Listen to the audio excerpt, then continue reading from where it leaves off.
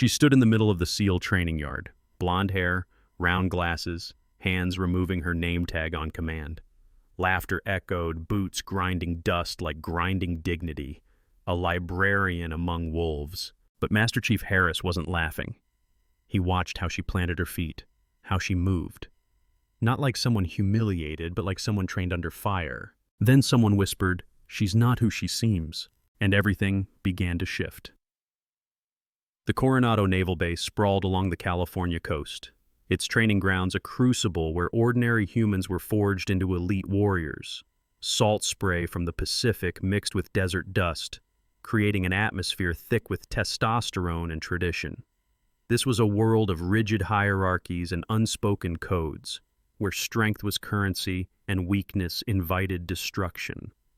Emily Carter had arrived 3 days earlier, assigned as a temporary logistics instructor, a role that branded her as soft, cerebral, unworthy of respect in this temple of physical prowess. Captain Laura Iron Vance commanded attention wherever she walked, her marine dress blues adorned with ribbons that told stories of valor in distant lands. Daughter of Base Commander General Marcus Vance, she moved through the compound with the confidence of inherited power and earned reputation.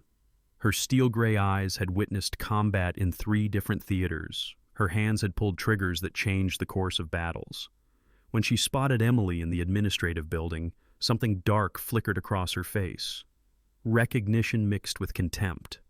They had history, buried beneath 5 years of classified operations and deliberate silence. The other instructors treated Emily with polite indifference, assuming she was another Pentagon bureaucrat sent to waste their time with paperwork and protocols. She attended meetings in modest civilian clothes, took notes in a leather-bound journal, and spoke only when directly addressed. Her voice, when she did speak, carried a strange quality, soft on the surface, but undergirded with something harder, like silk wrapped around steel. During tactical briefings, she would occasionally correct a detail about enemy positions or supply routes with such precise accuracy that conversations would pause. But the moment would pass, dismissed as lucky guesses from someone who had clearly spent too much time reading reports. Master Chief Harris, a weathered SEAL with 30 years of service etched into the lines of his face, noticed these moments. He noticed how Emily's eyes tracked every exit during meetings, how she unconsciously shifted her weight when anyone moved behind her, how her breathing never changed even when Vance's provocations grew sharp. He had seen that kind of hypervigilance before, in operators who had spent too long in hostile territory. But Emily Carter's service record showed nothing more dangerous than supply chain management in Virginia. Something didn't add up, and Harris had learned long ago to trust his instincts about people who didn't quite fit their paperwork. The confrontation erupted during a hand-to-hand combat demonstration, where Emily had been documenting training procedures from the sidelines. Captain Vance, demonstrating a chokehold on a volunteer trainee, suddenly pivoted her attention to the quiet observer. "You know what your problem is, Carter?" Vance's voice carried across the training mat, dripping with disdain. "You're a desk clerk playing dress-up in a warrior's world. Some people are born for battle. Others are born to file reports about it." The accusation hung heavy with unspoken history, and several trainees exchanged glances, sensing deeper currents beneath the surface insult. Emily's response was silence, but not the silence of fear or submission. She adjusted her glasses with steady fingers, her pale blue eyes fixed on Vance with an intensity that made several trainees shift uncomfortably. One recruit, Petty Officer Marcus Chen, would later describe it as watching a sniper acquire a target, perfectly still, absolutely focused, waiting for the optimal moment that might never come.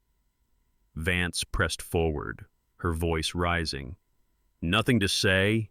In Yemen, when real operators were bleeding in the sand, where were you?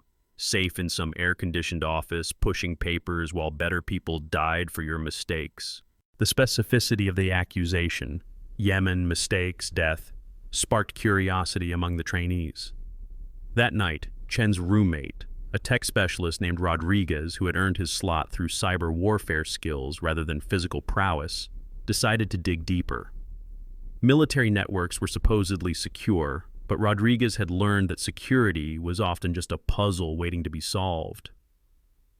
3 hours into his search, hunched over his laptop in the barracks while others slept, he found something that made his blood run cold. A classified file, buried beneath layers of encryption and marked with warnings he had never seen before. The designation was simple but ominous.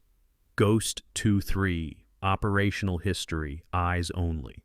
Rodriguez's fingers trembled as he opened the file, finding most of it redacted with thick black bars. But what remained was enough to reshape everything he thought he knew about the quiet woman with glasses. Ghost 23 wasn't a call sign given to desk clerks or logistics officers. It was a designation reserved for Tier 1 operators, the shadows who moved through war zones like wraiths, whose existence was often denied even as their actions shaped history. The file contained fragments: presidential authorization required, exceptional valor under fire, operational necessity, identity erasure approved. One partially visible date matched the Yemen timeline Vance had mentioned. By dawn, word had spread through whispers and encrypted messages. The trainees looked at Emily differently during morning briefing, searching for signs of the ghost beneath the librarian's facade. She gave them nothing, continuing her documentation with the same quiet efficiency, but Chen noticed something new. Or perhaps something that had always been there.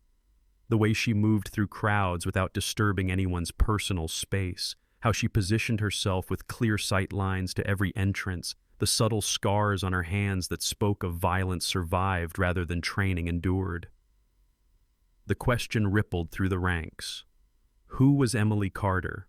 And why was Ghost 23 walking among them in civilian clothes? The revelation came during an emergency response drill, when a simulated explosive device created chaos in the training area.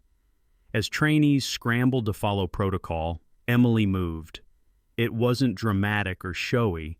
She simply flowed from her position by the wall to the center of the crisis with an economy of motion that made senior operators look clumsy.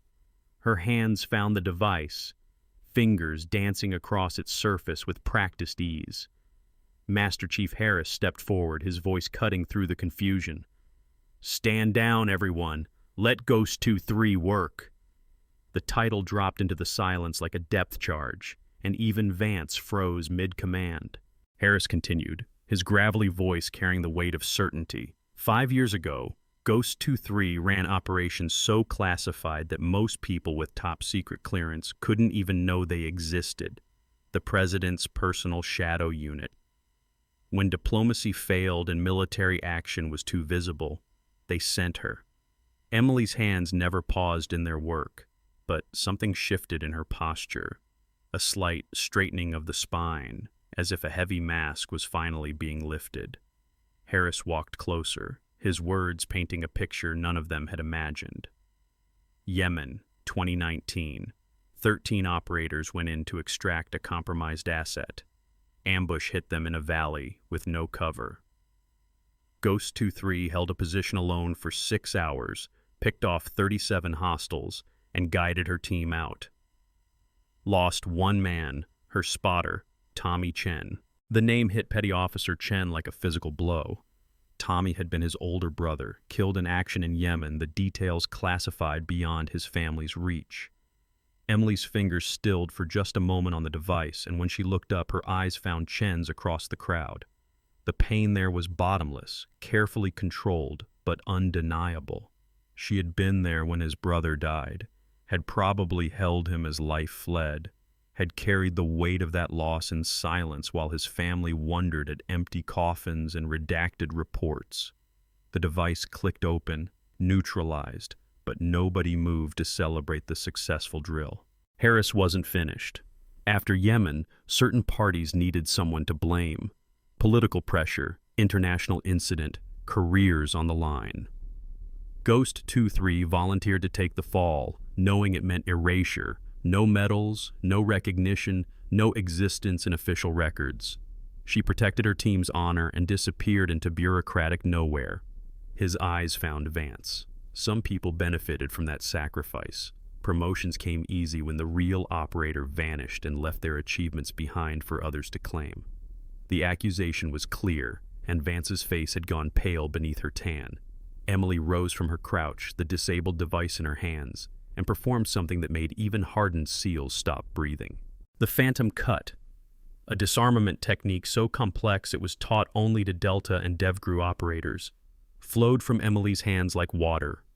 She stripped the training device down to components in 7 seconds flat, each movement precise and lethal in its efficiency. But it was the way she moved that truly revealed her nature. Every gesture contained violence held in perfect check, power constrained by discipline so absolute it approached art. One trainee would later describe it as watching a master calligrapher who happened to be writing in bullets and blood. When she set the components down, arranged in perfect tactical order, the silence was complete. "They called me Ghost 2-3 because I specialized in making problems disappear," Emily said, her voice carrying for the first time above a whisper. "Enemy commanders, terrorist cells, compromised operations. I was the solution when failure meant war. But the hardest thing I ever made disappear was myself." She looked directly at Vance, and there was no anger in her expression, only a terrible understanding. "You needed a hero's record to match your father's expectations. I needed my team to come home without courts-martial. We both got what we required, didn't we, Captain?" The truth hung between them like a blade, and Vance couldn't meet her eyes. Rodriguez, still reeling from his discovery, pulled up more fragments on his phone. After-action reports with Emily's call sign, commendations that led nowhere, operations that succeeded against impossible odds with credit given to others. The pattern was clear. Ghost 2-3 had been the invisible hand guiding victories, the shadow that kept other operators alive, the sacrifice that enabled others to claim glory. And she had accepted erasure as the price of protecting those who had trusted her with their lives. How does someone choose to become nobody in order to save everybody? The question haunted them as Emily returned to her position by the wall, glasses back in place, the ghost retreating behind the librarian's mask once more. That evening, Vance cornered Emily in the empty briefing room, the space lit only by fading sunlight through dust-covered windows. "You could have fought it," Vance said, her voice breaking with something between anger and guilt. "You could have exposed what happened, cleared your name. Why didn't you?" Emily's hand went to her pocket, pulling out a worn name tag. Not the temporary instructor badge, but a special operations insignia with E. Carter and a Ghost 2-3 designation barely visible beneath years of handling. Her fingers traced the letters as memories flooded back, and for the first time, the iron control cracked.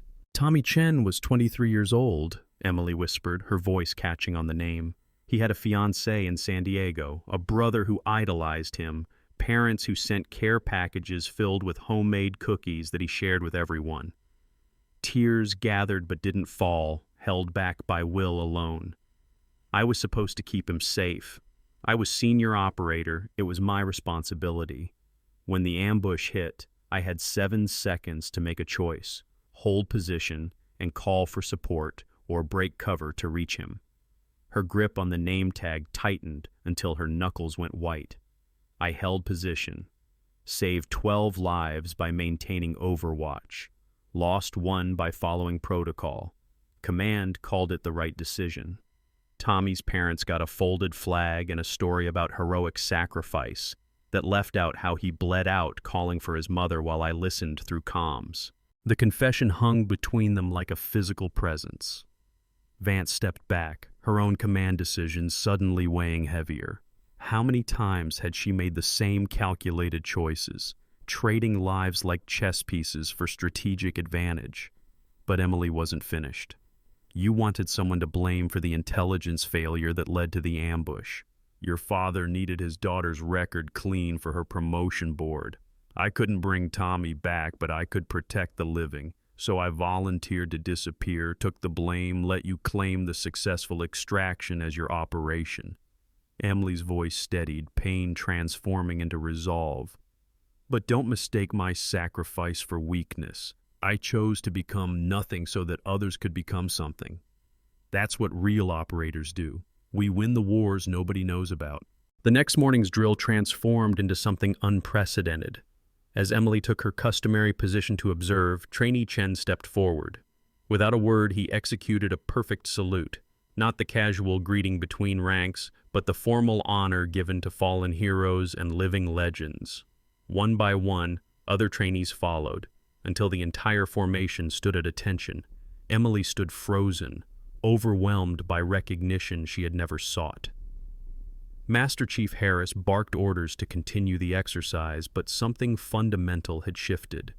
Throughout the combat maneuvers, trainees unconsciously oriented themselves around Emily's position, seeking subtle cues from her stillness, reading approval or correction in the minute shifts of her posture. When a complex tactical scenario left the trainee squad leaders arguing over approach vectors, Emily moved, not to take command, but to guide. A touch on Chen's shoulder to adjust his stance, a quiet word to Rodriguez about communication protocols, hands demonstrating angles of attack that textbooks couldn't capture.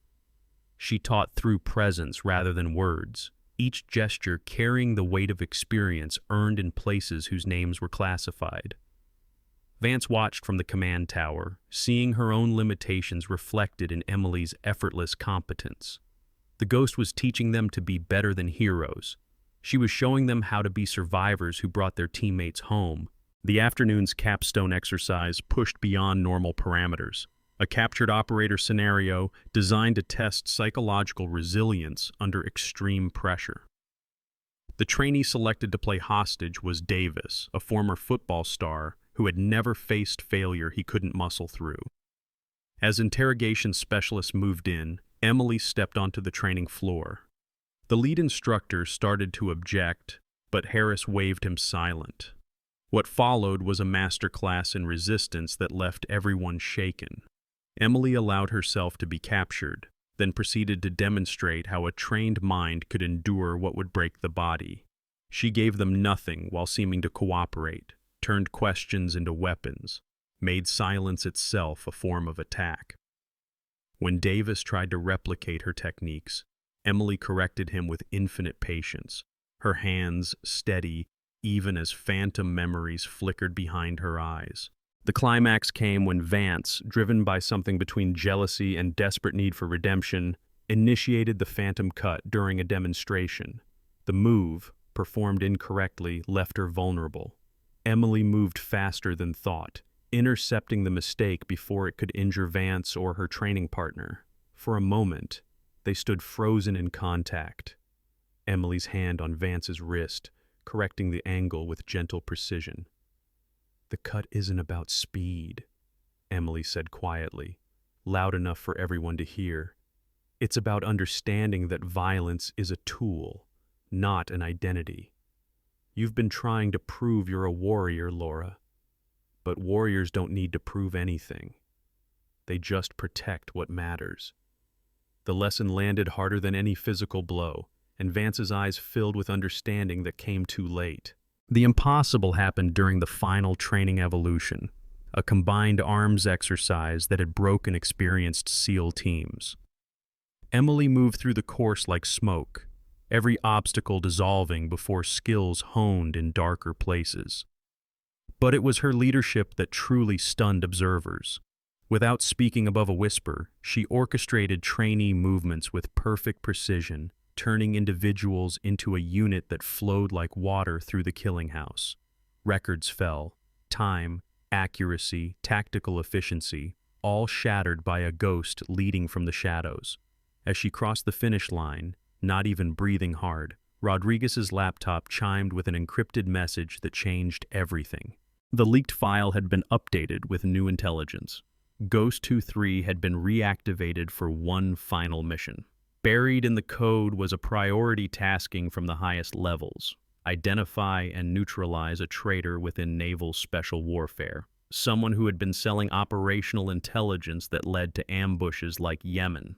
The investigation had stalled until someone with Emily's particular skills could move through the community unnoticed, a ghost hunting shadows. But the real shock came in the metadata. The file had been uploaded from Captain Vance's personal terminal, time-stamped 3 days before Emily's arrival. The woman who had benefited from Emily's disgrace had orchestrated her return. Vance approached Emily as the other trainees dispersed, her usual bravado replaced by something raw and honest. "I uploaded your file to Rodriguez's target folder," she admitted, voice barely audible. "Made sure he'd find it, spread the word. You deserve to have them know who you really are." Emily studied her for a long moment, reading years of guilt and self-recrimination in Vance's posture. "Or maybe," Emily said softly, "you needed them to know. Needed someone to see that the hero you've been pretending to be actually exists, just in someone else." The truth cut both ways, and Vance didn't deny it. "The traitor," she continued, urgency breaking through. "My father suspects someone in his command staff. That's why he agreed to bring you in." "But, Emily, I think—" She stopped, unable to voice suspicions about people she'd trusted. Emily's hand found her shoulder, the first voluntary contact between them. "I know," she said simply. "I've known since I arrived. The patterns are clear once you know how to look. Your father isn't the traitor, Laura, but he's being used by someone close to him. Someone who needed a hero like you to hide behind while they sold out operators like Tommy Chen." The implications hit Vance like a physical blow. Her achievements built on Emily's sacrifice had been used as cover for treason. Emily stepped back, adjusting her glasses with that familiar gesture. "Ghost 2-3 has one more mission, but this time I won't be alone. Your team needs someone who can navigate the politics while I handle the shadows. Partners?"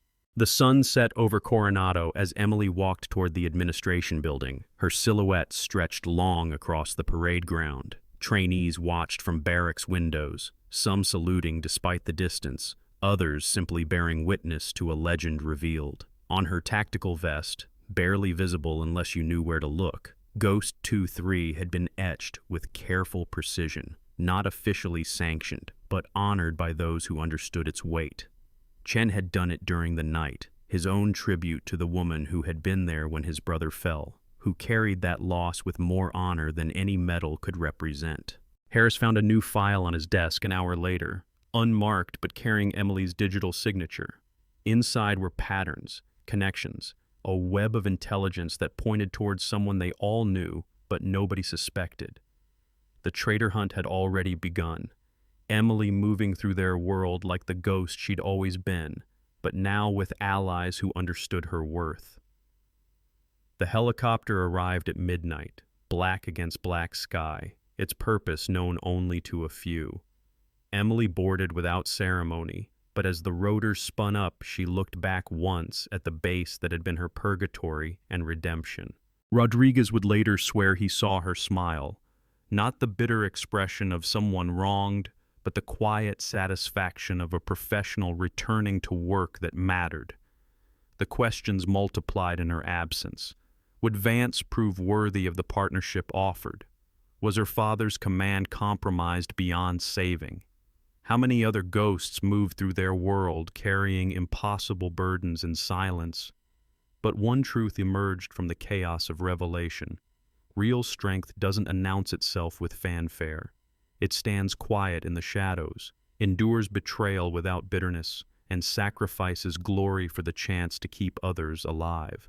The helicopter disappeared into darkness, carrying Ghost 2-3 toward a mission that might finally balance the scales of justice. Behind her, Coronado Naval Base continued its ancient rhythm of creating warriors, but now with a new legend whispered in barracks and briefing rooms. The story of a woman who chose to become nobody, survived the erasure, and returned, not for vengeance, but for truth. Some would call her a hero, others a cautionary tale about the price of service. But those who truly understood, the operators who lived in the margins between victory and sacrifice, knew better. Emily Carter was something rarer than a hero. She was a professional who put mission before glory, team before self, and honor before recognition. Master Chief Harris stood at his window, watching the navigation lights fade into distance. In his hand was a single page from Emily's classified file, one of the few unredacted sections. It contained her operational philosophy, written after Yemen when loss threatened to break her. True strength speaks in silence, forged in battles no one sees. We are not heroes seeking glory. We are ghosts ensuring others live to see dawn. This is enough. It has to be. He folded the paper carefully, understanding finally why Ghost 2-3 had accepted erasure with such grace. In a world that celebrated visible victory, she had chosen invisible necessity. The base settled into sleep, but questions lingered in the darkness. Who among them carried similar secrets, had made comparable sacrifices? How many ghosts walked unknown through their ranks, bearing scars that would never be acknowledged? Chen lay awake thinking of his brother, finding strange comfort in knowing that Emily carried the same grief, that Tommy's last moments hadn't been alone but witnessed by someone who still honored his memory with every breath. The revelation changed nothing about his brother's death, but everything about its meaning. Sacrifice witnessed is sacrifice honored, even if the witness must remain silent. As dawn approached, bringing new training and fresh challenges, one final twist emerged. Security cameras throughout the base had captured Emily's movements during her stay, but when investigators reviewed the footage, they found something impossible. In every frame where Emily appeared, her image was slightly distorted, as if the cameras themselves struggled to fix her in place. It wasn't technological failure, but tradecraft so ingrained it had become unconscious. A ghost's habit of avoiding clear documentation even in friendly territory.